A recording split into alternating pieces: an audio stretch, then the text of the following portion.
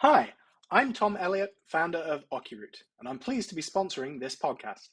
If you need help taking control of your CI/CD pipelines, come see us at ocuroute.com. Hey, it's Dan Melnick. I'm the CEO and co-founder of Zing, and I'm proud to be a sponsor of this podcast. So please check us out today as we can help fuel your business growth.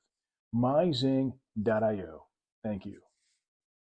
Hi, I'm Matt Little. I'm the Director of Counseling and Education at EmpoweringAwareness.Asia, and I'm a proud sponsor of this podcast. Hi, Jake. How are you? How are you, sir? Okay. Firstly, thank you very much for giving me opportunity to interview you for my podcast. Sure. Where are you coming from? I'm from India, South India. Yeah, I realize that, but where in India? It's a big country. Yeah, in Hyderabad city. Okay, gotcha. I've gone through your profile. I can see you are doing wonderful work. So I thought to tell about your work to my audience. Okay, sure. Yeah. So can you please introduce yourself to my audience? Sure. My name's Jake Novak. Talking to you from New York, in the United States. I'm currently the anchor and executive producer of a program called American Sunrise Early Edition, which you can watch on a TV network called Real America's Voice. You can watch it anywhere in the world on X or on their website for free, the America's Voice news website. I've been working in TV news for a little bit more than 30 years right now. I've executive produced programs for local news in the United States. I'm sure you have this in India. Also, every city has its own local news stations, 2 or 3 of them, in addition to the national news stations. And I did that for a local for 6 years, and then I went to national news. I was at CNN, I was at Fox, I was at CNBC. I worked for some other groups. I also worked for 2 years as a diplomat for the Israeli consulate in New York. I'm not an Israeli citizen, but I helped them with their media messaging. I was like their broadcast media director. But then I went back to TV, and then I was also last 2 things. I was I'm also an editorial columnist and economic analyst for many years. When I was at CNBC, I was running shows on the TV network, but I was also the senior editorial columnist.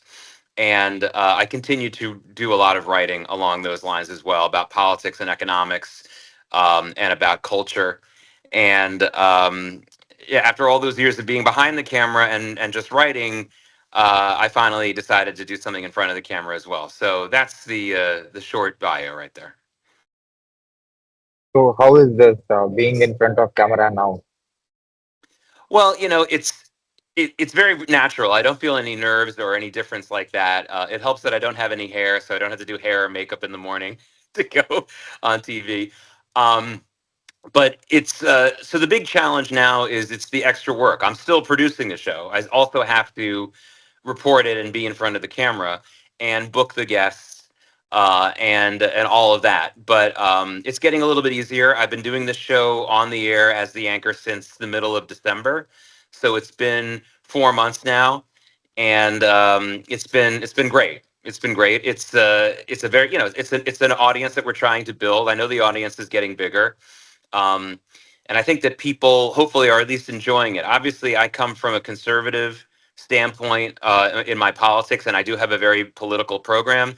But I also do financial news. I do news every day about the auto industry in the world. I love showing video of cars and trucks. I think people love that, and I like talking about the financial aspect of it, but also the technology aspect of it. And I try to keep things light. This is not an angry program. We make a lot of jokes, and the guests have been really they've been willing to play along. So, but it's hard work. I mean, I have to wake up early in the morning and make sure I don't go to sleep before some big news stories happen that I might miss overnight. But I'm glad to have the opportunity. So what's your past experience that are helping you to do great work today? Well, I will talk about my educational experience, but first, you have to talk about who you are as a personality. One of the things I realized about myself, probably as early as high school and maybe even earlier, was that I like to talk about the news. I like to talk about it with people, not just with myself. And I like to have that kind of interaction. And I guess I realized that if I went into any other career, I would probably lose my job because I'd be talking about the news and public events too much at the office and they would kick me out. So I realized that that was something that I needed to do. So for those of you who are interested in television news or in reporting, ask yourself, are you really that interested in these stories that even if you didn't have this job, you'd want to talk about it, you'd want to engage with people, not just inform people, but hear what other people have to say?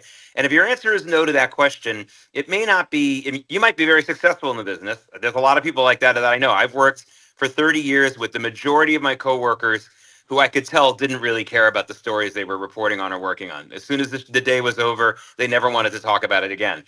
I still want to talk about it. So that's the first thing. Make sure that you're the kind of person who wants to do this, because even though you might be successful, you might not like it and it'll be a very, very boring job for you. But as far as education is concerned, you don't really need a formal education in the United States to get into journalism, even TV journalism. It doesn't really help all that much. However, I had no experience at all. My 4 years in college, I wrote editorials for the school newspaper, but I didn't do reporting out on the street. And I certainly didn't know anything about TV. So after a couple of years of work after college, I did decide to go to graduate school for journalism, a journalism graduate school at Northwestern University in Chicago. And their journalism school is called the Medill Journalism School of Journalism. And I mostly went to that program. It was a 1-year program just to learn how television news works, all the technical things. And it was a really good choice for me because it gave me real working skills. Theoretically, I didn't need anyone to tell me about what was going on in the world. I didn't need people to tell me how to write for an editorial. I did need to have people tell me how to write for TV. If you're writing for TV, your sentences must be much shorter. Yeah, they have to be much more direct, because it doesn't matter how smart your TV viewer is or someone watching on the phone is. They're unable to slow it down and reread it like if it were a newspaper. So you have to have short sentences, quick and to the point. The subject of your sentence and the verb of your sentence need to be as closely married as possible, because it's hard to follow in a live broadcast unless you do that. So I got those skills, and it only took about a year to get them. So, and then I decided I always wanted to run my own programs. I didn't want to be an intern or a production assistant. So I went to some of the smaller towns here in the United States to be in charge of the newscast there. So my first newscast was at an ABC television station in Bangor, Maine, which is in the north of the United States. Then I was in Decatur, Illinois, which is 2 hours south, a little bit less than that, about an hour and 45 minutes south of Chicago. It's an industrial town. That's where Archer Daniels Midland and Staley are headquartered, and Caterpillar used to have a big factory there. Then I went to Cleveland. These were all for about a year or so, not very long. And then I returned to New York in the year 1997. So I've been back in New York ever since. I was not born in New York, but I've lived most of my life in New York. So I came back and eventually found that I liked financial news the best, because financial news is much more exact. There's much less editorializing in financial news. And I learned a lot. You learn a lot more. When you have a different story every day in general news, you never learn much about the topic. But financial news, if you do it day after day, you will learn a lot about economics. You'll learn a lot about the financial and the stock market. So I did that for many, many years, in addition to politics and writing about it and things like that. So those are my two biggest pieces of advice. Make sure you have the heart and the personality for journalism, someone who really is interested in these stories, even if you weren't reporting on them. And second, find a way to be learn something find a way to get actual expertise in a particular topic. Become what they call in America a beat reporter. There's nothing worse than these people who go on TV and talk about a story and they have no idea what they're talking about. And you can tell if you know the topic. And financial news reporters and sports news reporters in the United States are by far the most educated on the topic. Everyone else, not so much. So, break the trend if you don't want to do finances or sports. But the first thing is to learn and get an expertise in a particular topic in society, and then become a reporter on it, not the other way around. So how you are able to get knowledge in multiple domains? You are into finance, you are into politics, you are into economics. So how you develop this skill? And also, I can understand you worked before in local news channels and now into national media. So how different it is working?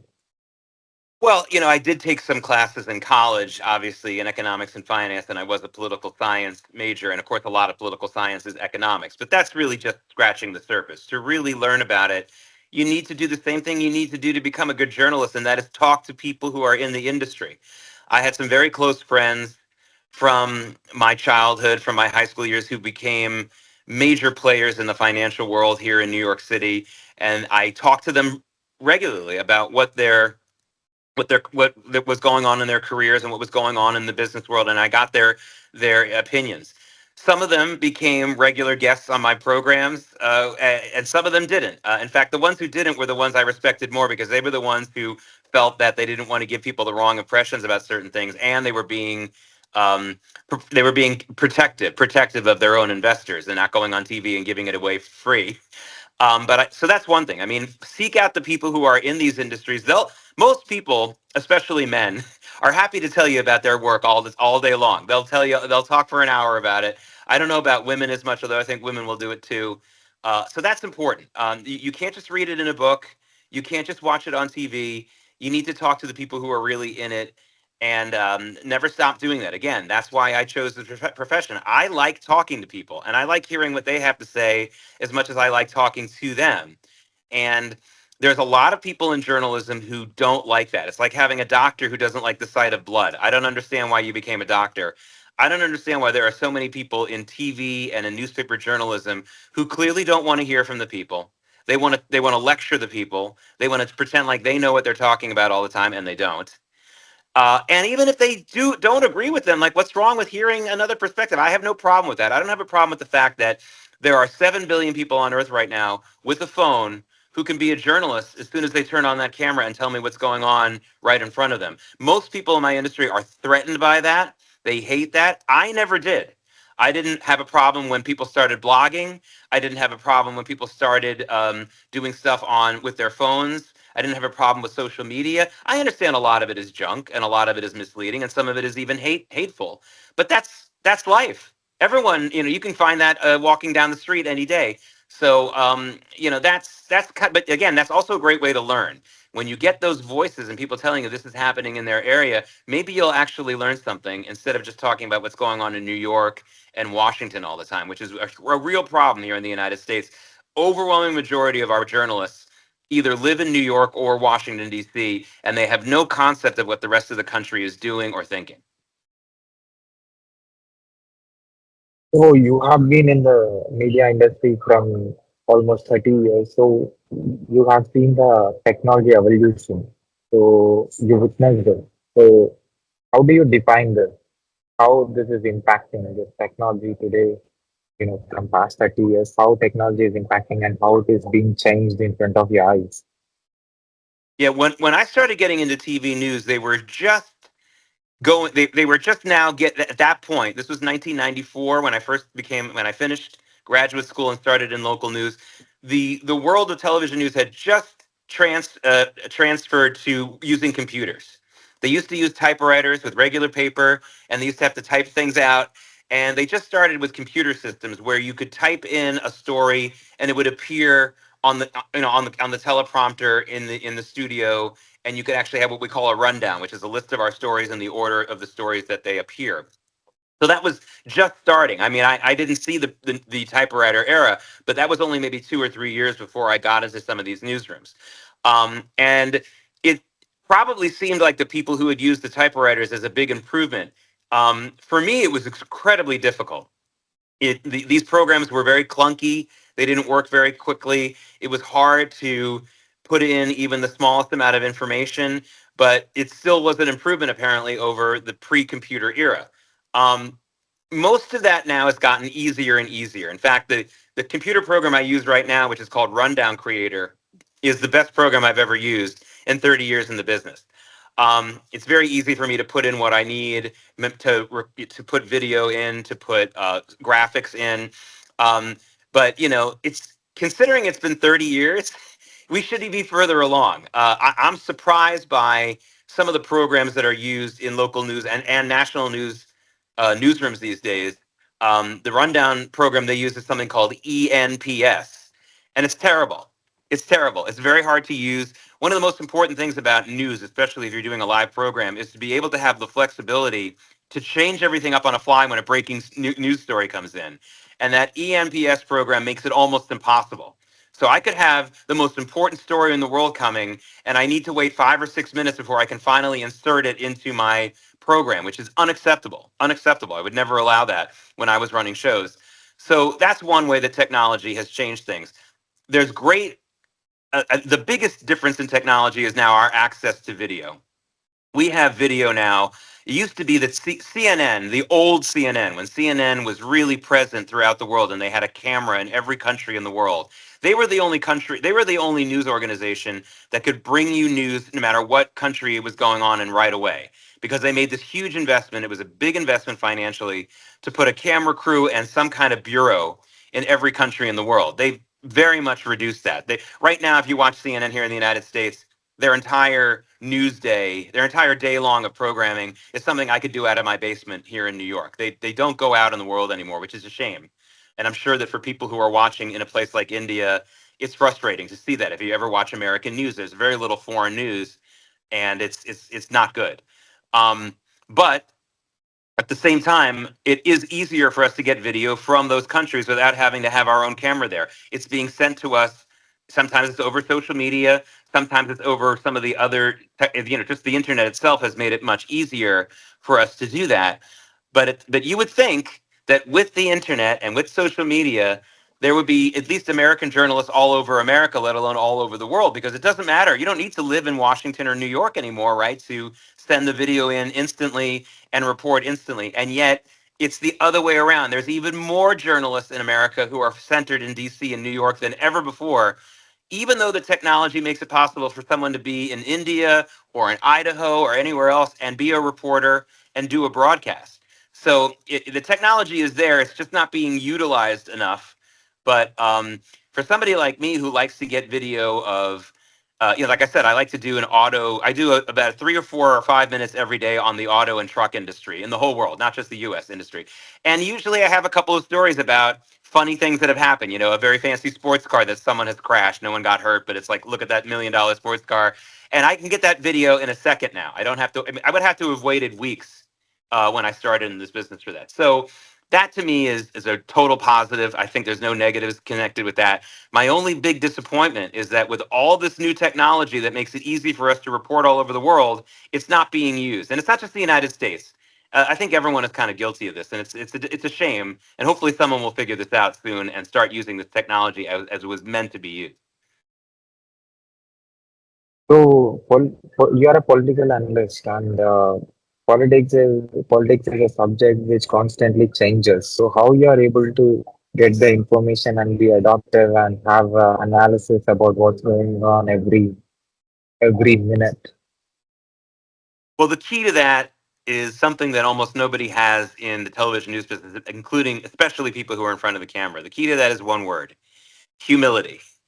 I have been humbled many times, especially over the last 10 years, by things that I thought were true and then find out they weren't true, or I was only a little bit on the right track. When I have been convinced that I was wrong about something, which happens, that's when I do my best work.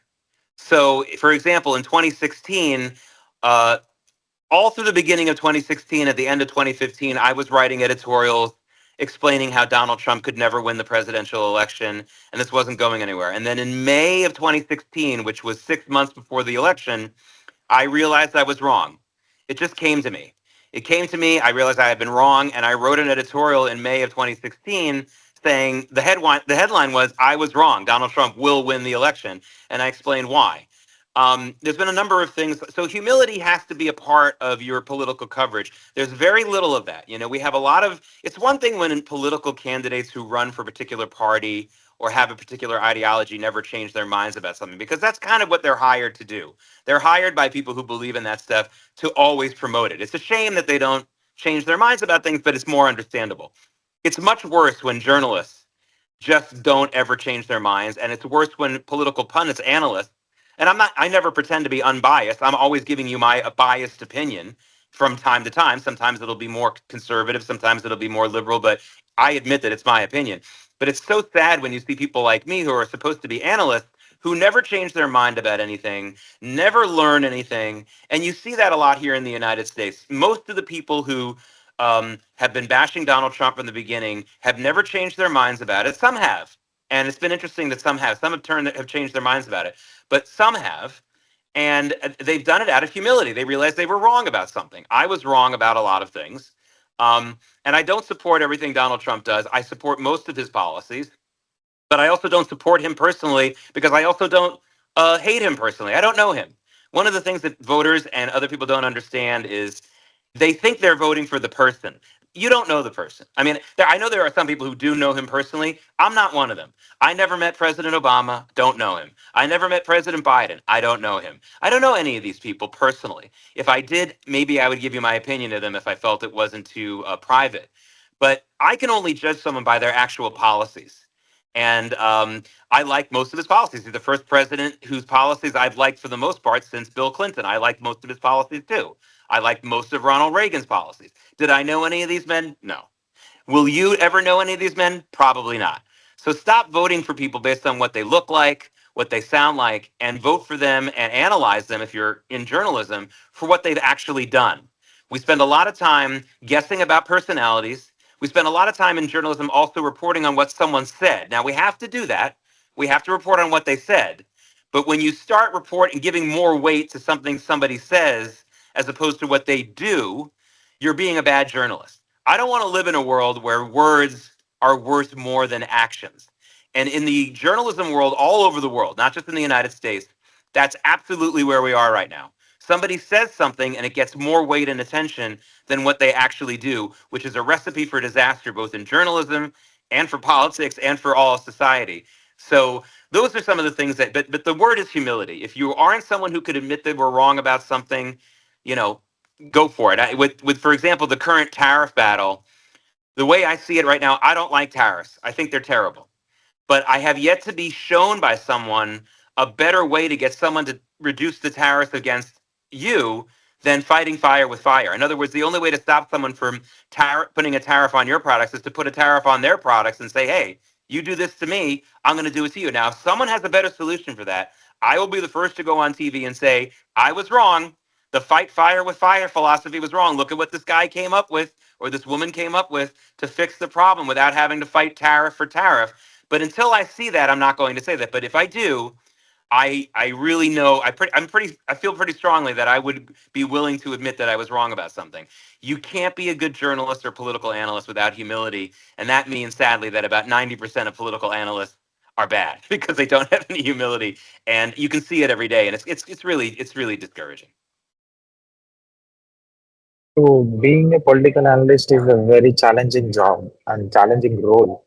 So how this role actually impacted you as a human being? Like any changes Yeah, happen? I've lost friends. I've had family members who don't want to talk to me anymore. This happens. I think it happens. In the United States, we're still a very religious country compared to other Western countries, but we're losing our religion in this country. There's fewer devout Christians and Jews in this country than there were 50 years ago. And sadly, a big replacement for religion and the devout nature of religion and the blind belief of religion has been politics. People, there's no such, in my opinion, I have a saying, there's no such thing as a non-religious person. Everybody has a religion. And for a lot of people in the United States, politics has become the new religion. So when they lose an election, it's not just, oh, I lost my election, we'll try better next time. It's, oh my God, you've desecrated my temple. My beliefs have been destroyed. It's kind of like the ancient times when one city-state would fight against another city-state. It was also considered that their gods were fighting too. I thought we had moved past that as human beings, but apparently not. So it's been tough because people don't just look at me when they disagree with what I'm saying politically. They look at me as if I'm someone saying that their religion is garbage. And that's not what I'm saying, but that's what they see it as. So it's tough. You get attacked personally. But I'm used to it. I'm used to it. You know, I go to a dinner party and someone wants to argue with me about something. First of all, I never start the conversations about politics in social settings. That's not me. But people find out what I do and they want to challenge me or they want to talk to me about it. And I'll do my best to remain polite, but I don't back down on something that I believe. Sometimes I'll say, like, let's agree to disagree. But it's been rough. There have been people who have come after me who've said really, really horrible things. People and people who I thought were very close to me who haven't stood up for me, haven't been loyal to me when they know I've been attacked by people that they know are not being fair. And that's very, very sad. But I hate to only make it about the sad stories. I've also made new friends because of it. There are people I talk to every day who I never would have met and never would have made friends with if it weren't for my political writings. And I'm a better person for that as well. It's just, it's bittersweet. There's been some things that I've lost. I've lost some good connections with people because they are so religiously connected to their politics that they can't let go even for a second, even for an old friend or a family member. And I wish people could tone it down, but they're not going to tone it down unless they find something else that they need to fervently believe in. So, I'm a member of the oldest, religion in the Western world. I don't need to join a new one. I've already got one. I would urge people not to choose politics as their religion, not to choose your football or cricket team as your religion. Go with one of the old religions because at least they have better food. As a communicator, you have been successful in three different communication mediums. One is in writing, and one is behind the camera as a radio host, and now in front of camera, communicating, being physically present. So how different it is, and how you are able to be good at all these three.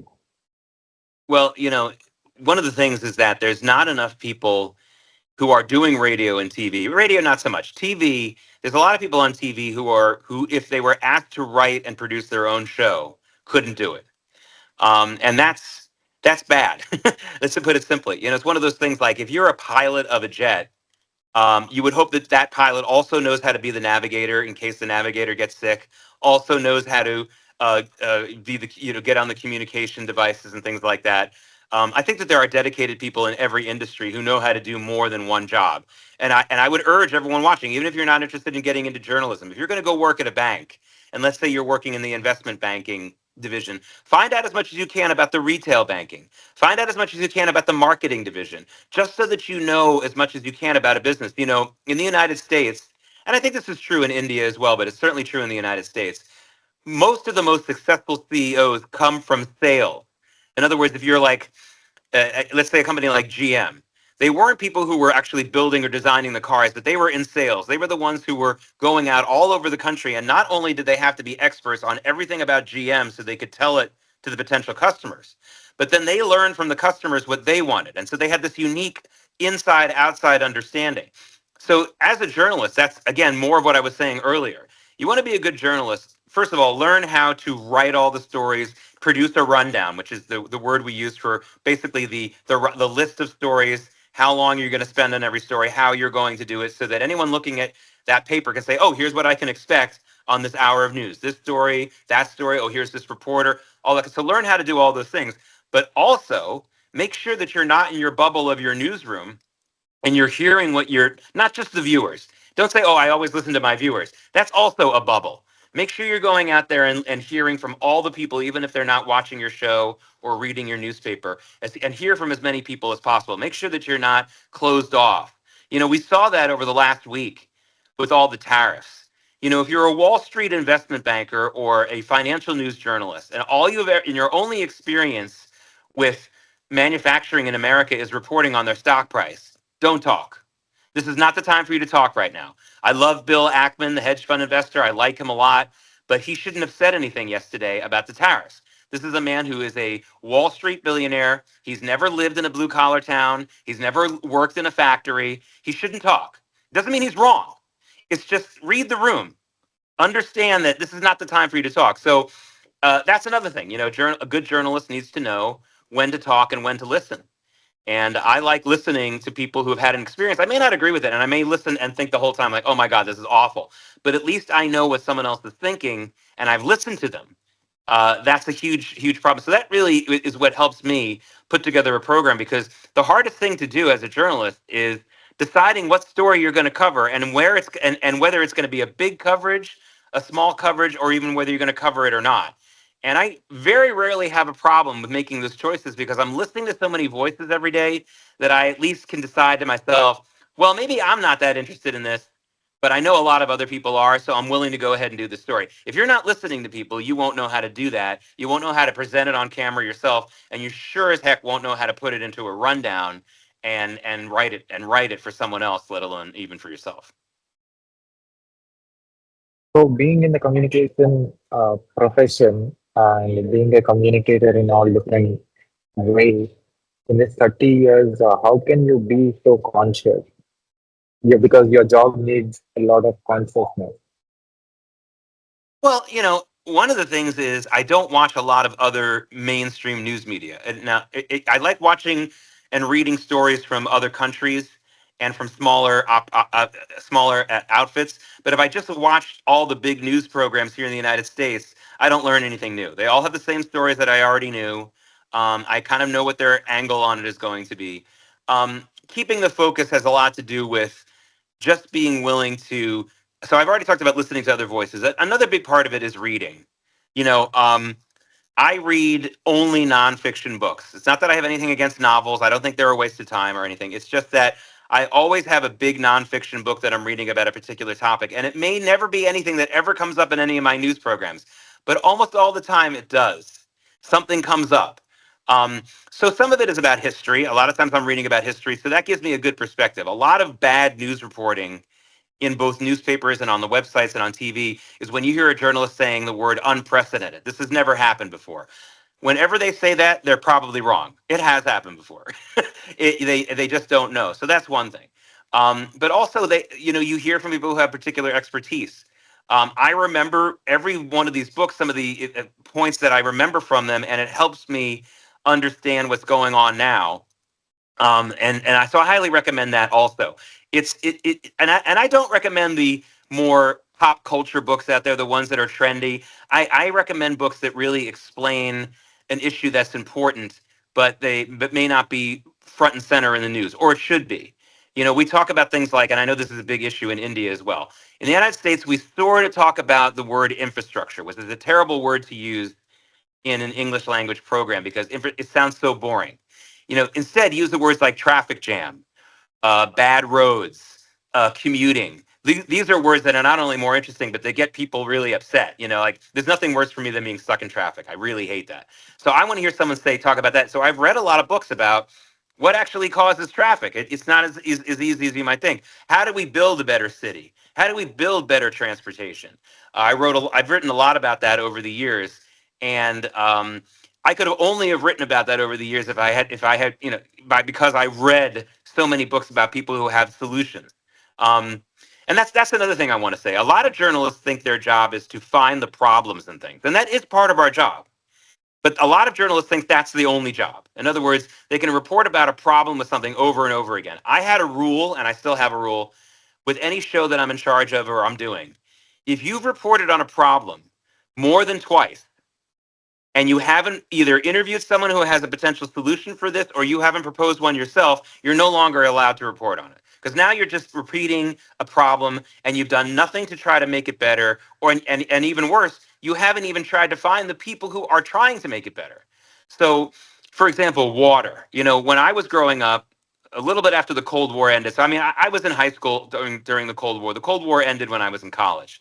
But the first major emergency in the world that they were scaring everybody about after that was the argument that we won't have enough clean water for the world pretty soon.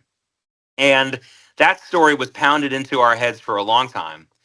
And you know that a tremendous amount of the world's clean water problems have been solved. They haven't been put into place yet everywhere, but a lot of nations in the world have come up with solutions for this. Most importantly, with agriculture and things like that, and clean water supplies for for irrigation. I'm not saying we have to throw a parade for this, but it's absolutely a scandal that some of the same reporters who were trying to scare everybody in the world into total despair over clean water issues just a few years ago have never even bothered to listen to or interview the people who have basically kind of solved this problem, or at least theoretically solved it. And I can name you a number of other issues that are the same way. It doesn't mean we have to be happy news all the time and have a parade. But if you're going to scare people and talk about problems and you don't even have the ability to tell the good news, then again, you're really not doing a good job. We see this morning. We've had 4 or 5 days of the stock market all over the world selling off and in really big losses, and everyone's going crazy about it. There's been very little news this morning about how the markets opened strongly and higher, and how yesterday's markets in the United States cut more than 2/3 of their losses before they closed. In fact, one of the indices, the Nasdaq, which is a very tech-heavy actually closed higher yesterday. Now, again, I'm not saying we throw a parade, but if you're going to spend your time scaring people about things and you don't even try to find someone who's trying to get a solution, then you're being a bad journalist. And unfortunately, most people are bad journalists. So how different it is being a political analyst when compared to working and doing analysis on finance industry or economics or sport. How different and how challenging it is. Well, it's only challenging because sometimes you're swimming upstream. You're dealing with people who, um, I mean, you're comparing yourself to the mainstream news media, the regular news media that isn't focusing on just finance, where there's, like I said before, there's a tremendous amount of ignorance. People are reporting on stories that they really don't know about, and that's a problem. In the financial news industry, most of the financial news reporters, really almost all of them, are pretty well versed, are very well educated pretty much on economics, or at least the financial markets. The problem is they do the same thing that I was talking about before. They think their job is to talk about a problem in the financial news world, and only talk about that and uncover scandals and things like that. So you have someone like there's a television news anchor in the United States. His name is Andrew Ross Sorkin, and Andrew um, is someone who really likes to talk about scandals. He brings people on the air who think they're about to talk about their business and how much money it's made, and he immediately says, like, well, did you commit this crime? And it's really all he's interested in. It turns out that he also was one of the writers for the Showtime series Billions. I don't know if you watched that in India, which is all about scandal and high finance and all that kind of stuff. So he's interested in that, and he has every right to be interested in that. But if he's only going to scare people, if he's only going to scrutinize folks, and people should be scrutinized, you can't just come on and be praised for how rich you are. And people should ask if there's a question. But that's all some of these people are interested in. So that's the challenging thing. I don't know why this is about me, but when I see someone who's very successful in a business or an industry, my first inclination is to, hey, I want everybody to know about this. Doesn't mean I like the person, doesn't mean I even like the product that they're making, but I like letting people know about success. I don't get resentful. There's plenty of things that are bad about me. I'm not saying I'm perfect, but when I see someone who's very successful, I don't get resentful. The first question in my mind isn't, how did they cheat and lie to get that? Those are not the things that run through my mind, at least not right away. And I like to get excited. I want people to be excited about something that someone has achieved, in the hopes that maybe that will inspire someone else to do it. Maybe it'll inspire me. Maybe I'll make $1 billion one day. I don't know. So it's one of those things but it's a challenge, because most of the people in financial news are dreaming of the headline where they say Bank of America stole $1 trillion, or this CEO just killed someone. I mean, that's what they're dreaming of, and that's not my dream. If it's a story, it's a story. And I've reported on scandals. I had a scandal years ago when I was at Fox Business, where there was someone who was working as an investor in pharmaceutical companies, who was having an affair with someone at I believe it was Morgan Stanley.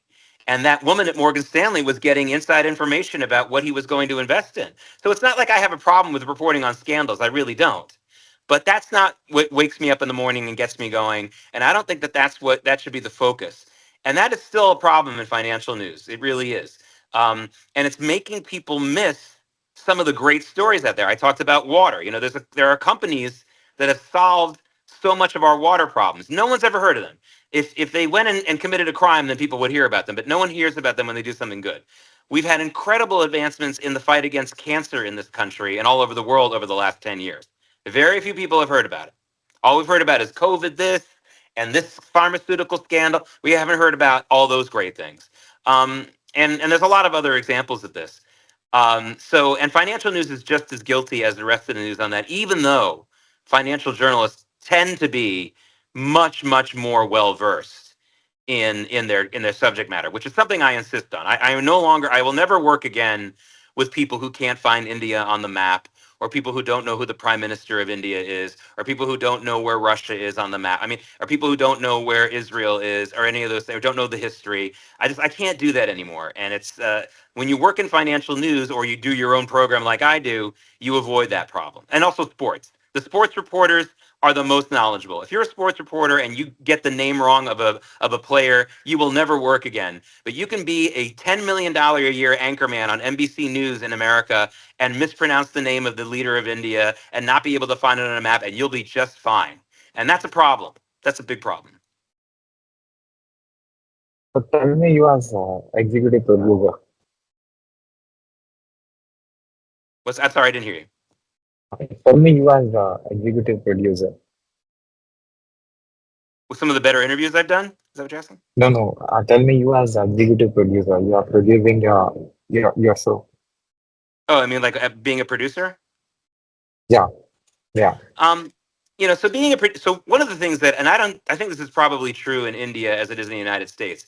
If you're interested in getting into television news, first of all, learn how to be a producer. Even if your dream is to be on camera and to be the big star, like I said before, it's very important to know how to produce programs, especially now, because you don't need as big a staff. When I got into local news, you needed to have cameramen, you needed to have videotape editors, you needed to have people, a control room with a lot of people in it working all the video. Now, one person can do all of those jobs theoretically. So learn how to produce, and that was true even before all these technological advances. But but I have to say that if you're looking to get into it, if you learn how to be a producer and you're willing to produce, you'll probably always find a job in this business, because everyone wants to be in front of the camera. People who are willing to actually produce it as well, or just produce it, are less plentiful, and they're always in demand. So that's how I got into the business, and I still enjoy producing a program, especially if I think it's a quality program and the person in front of the camera is very good. It's just at this stage in my career, I'm 54 years old. It was time for me to be in front of the camera as well, to make sure that the news and the messages I wanted to get out became completely unfiltered. And by the way, that makes it a little bit easier as a producer. When a producer changes the rundown of a show or the script of a show, he has to tell everybody.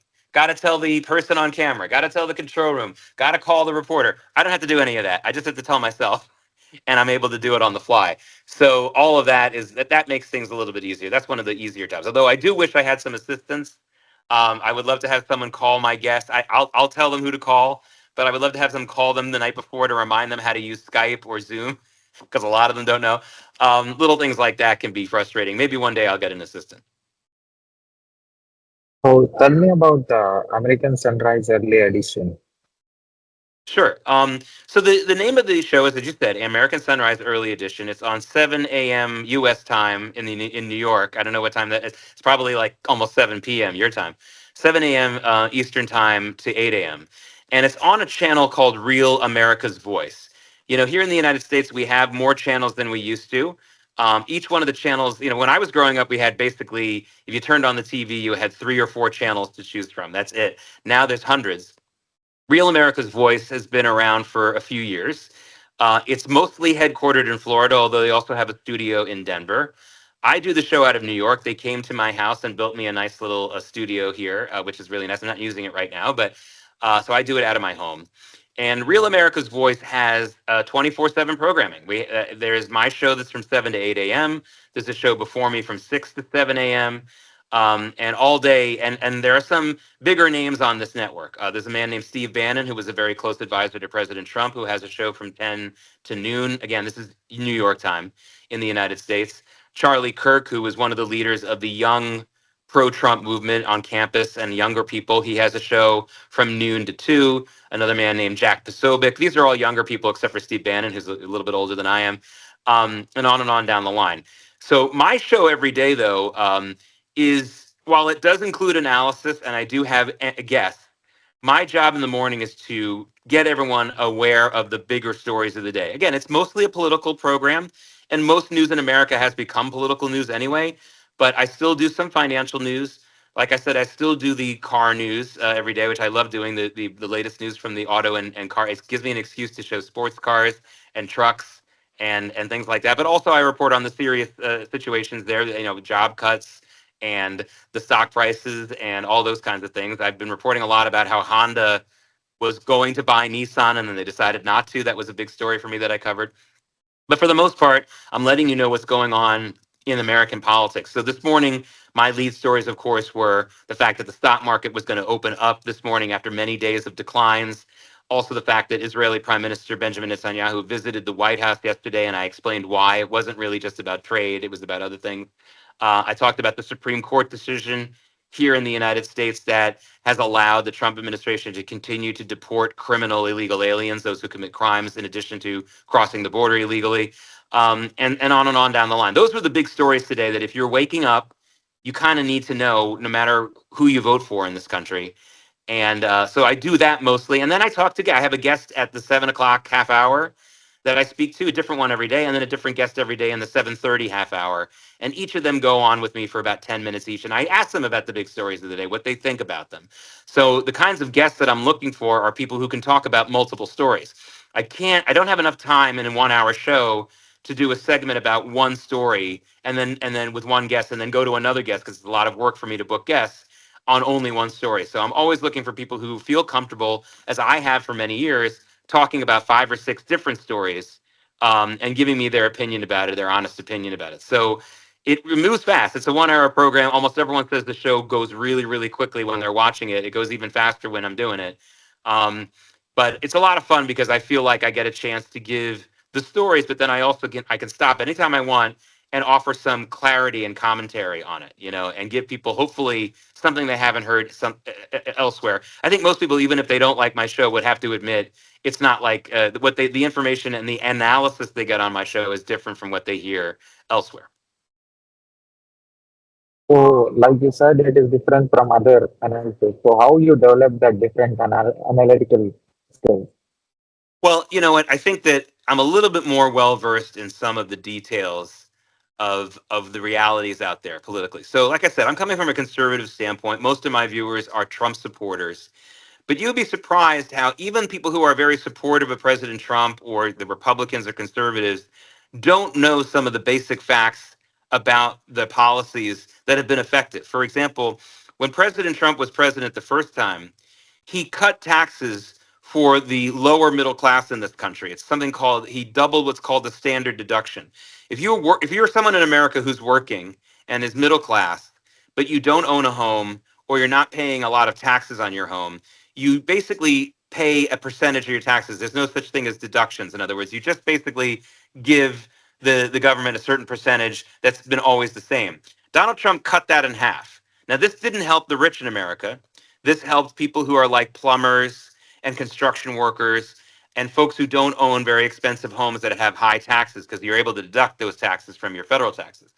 So I'll bring that. That's just one example of a fact that I bring into my show that even people, so if they're watching Fox News, which is the favorite channel of Republicans and right wingers in this country, they're not going to learn a lot from watching that show. They might like what they see and feel like, oh, I agree with that, but they don't learn new things. From me and my show, they'll learn new things. And so that's one thing that's different. Second is I am not interested in supporting or endorsing candidates. Like I said, I like most of Donald Trump's policies, but I don't tell you who to vote for, and I don't tell you who to like or not to like. I just look at policy and I say, like, this hasn't worked. So I'll say something like, the reason why I like capitalism is that because capitalism has reduced poverty more than anything else in the history of the world. And there's a lot of bad things about capitalism and things that are rough about it, but that is an undeniable fact. Capitalism brings people out of poverty and has ended starvation for more people than any other policy, period. So I remind people of things like that. Again, you don't have to vote for Republicans just because I said that, and I really don't care if you're not, but that's one of the things that I talk about. I also talk about things like mass, for example, here's another thing that I've written about for a long time, and it's something that people can understand. Remember, I said I don't like to use the word infrastructure. I like to use the word traffic. I like to use the word commuting and transit. Most people in the world spend a lot of time going to and from work, even if they, more of us are working from home, but it's still still a big part of our day for everyone. And by the way, it's a huge drain on the economy. It's hours and hours where people are just getting to work and not producing any goods and services. And so there really needs to be more discussion about how to make this better. And I talk a lot about that from an educated point of view. For example, the best mass transit system in the world is in Tokyo. And Tokyo's mass transit system is privately owned and run. It is not a government run agency. Now, it's not completely capitalist. It's backed up by the government. In other words, if it ever went out of business, the government would make sure that the trains would keep running. So it's not like any other business in that way. So I understand it's not pure capitalism, but it's pretty close. And that's why it's the best. Before 1989, the government in Tokyo did run the mass transit system, and it was a mess. They had a terrible accident in 1989, and that was the last straw. Now, I ask you, if you turn on Fox News or CNN or MSNBC or many of the other stations out there, who on the air knows this? Doesn't mean I'm a genius, because I'm really not. There are so many people so much smarter than I am. But in my position, it seems like I have more of the facts at my disposal, more of the history at my disposal. And I really want to bring that to the viewers. And again, the way that I got that wasn't from just reading books, although that was part of it. It was from listening to people over all these years. So and by the way, that's another thing that's really different about my program. I encourage people on all the social media apps, because you can watch us on Twitter X, you can watch us live on Getter and on Rumble. And I tell people 2 or 3 times every hour, make sure you're commenting. This is not a passive exercise. I'm not here just to lecture you and for you to sit there like, I want you to comment. I want to hear it. And I read it during the commercial breaks so that I can see what people are saying. And that's something that's very new and important. I don't think that the news media in America has quite understood yet that nobody wants to be a passive viewer anymore. People want to have their own voices heard, even if it's just that person looking at it, even if they don't put them on the camera. And that's another thing that's different. I promise you that the anchor people at Fox and CNN aren't reading the viewers' emails and comments on social media during the commercial breaks. And I think most of them couldn't care less. I do care. I am reading because that's how I learn. And some of the comments are nasty and some of them are stupid. But hey, some of the things I say are stupid sometimes too. So, who am I to judge? The point is, that's something that's very different about my program. And hopefully people will find out about it and realize, hey, this is a place where the guy's actually listening to me too, and he's not just asking me to listen to his lecture.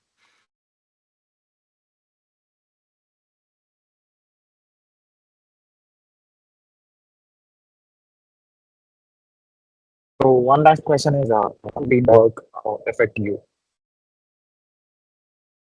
Does that change the way you share the information or you create the content? Can you say that again? You froze for a second. Yeah. How does the feedback that you get from different audience of yours, how does that affect you, your content, and the way you express? Well, sometimes it's something very simple. Sometimes I'll ask a question because I forget to give a background for something. For example, I had a couple of times in the last month a CEO of a solar power company. And the reason why I had him on was really not to talk about solar energy, but because he's an expert on energy in general. And I wanted him to talk about gas prices. I wanted him to talk about electricity. And I forget to tell the viewers that, oh, by the way, this guy's also, I told everyone he was a solar, I told everyone that he was a solar CEO, but I forget to tell everyone, hey, he's not like one of the CEOs of a solar company that has one of these solar farms where they take all these acres and acres of land and put the solar reflectors on there. He's someone who actually makes his business by putting the solar reflectors on top of already large buildings, which I think is great. This way there's more land to use for farming or to build homes instead of just those solar reflectors. So someone just said, like, why do you have this guy on? And it reminded me, oh, I forgot to tell, sometimes it's just, they act as a reminder, but sometimes it's more serious. Sometimes they'll say something along the lines of, I'll give you an example. Last week and the week before, we finally saw some people in Gaza protesting against Hamas. I don't know if you saw that video. They were marching saying Hamas has put us in danger, give back the hostages. These were other Palestinians. These were not Israelis. These were Palestinian Muslims in Gaza marching against Hamas because they realized that they put them in danger and they've killed so many of their people and they're angry about it. And I reported on that. And there were a number of people in the comments who rightfully noted that a lot of those protesters were genuine, but they were members of a rival to Hamas, the Palestinian Authority. And it wasn't completely just about getting rid of Hamas. It was also about supporting the Palestinian Authority. So that was something that I sort of knew, but I looked into it and they were right. And here and I mentioned it the next day when those protests continued for the second day. Doesn't mean those protests weren't real and important. I think they were both real and important, but it was a fact that I would have overlooked if it hadn't been for one of the viewers noting that to me. And again, I checked it. I didn't just take the viewer's word for it. But that's the kind of thing that can happen. Now, there's a lot of people in the business who do sometimes read the viewer comments after the show is over on Twitter, or they read it on Facebook, and there's a criticism, a personal criticism, and it ruins their day. They're all sad about it. That doesn't bother me. But if they mention that there's a story I should cover, then I'm going to follow it. And a lot of times I get ideas. I'm willing to take ideas from anyone or anywhere. And I used to do that when I was running shows and I had very young interns who were still in high school or college. And I used to say, like, I don't care that you're very young and you haven't worked in this business. You live in the world just like anybody else. If you have an idea for a story, I'm not saying I'm going to do it, but tell me. So I feel the same way about the viewers. So I've learned a lot from them, and I've actually done stories or changed stories based on what the viewers directed me to. So, as a journalist, as an observer, as a communicator, what's your observation about my work? Have you seen any videos of mine on YouTube? Not yet, but what I have seen from you today is that you know how to ask a question. One of the great things about being a young person working in some kind of broadcasting and communications is even if you decide not to follow journalism in your career, you have no idea how many people your age can't speak to older people, can't speak clearly. They can only speak to people their own age. Maybe when they're doing their texting, they only use emojis or things like that. They forget how to use language and how to write in complete sentences. And I can see that your questions are very coherent, even though there's a language difference. I understood all your questions. So that's important. If you have the opportunity in the future, you're going to want to show more video. And instead of just our two faces talking at each other, see if you can run some video. So you could have, prepare. If I'm talking about what's going on with Donald Trump, you throw some video up of that. Believe it or not, that makes your production much more viewable, even though the content is the same. You're still saying the same things.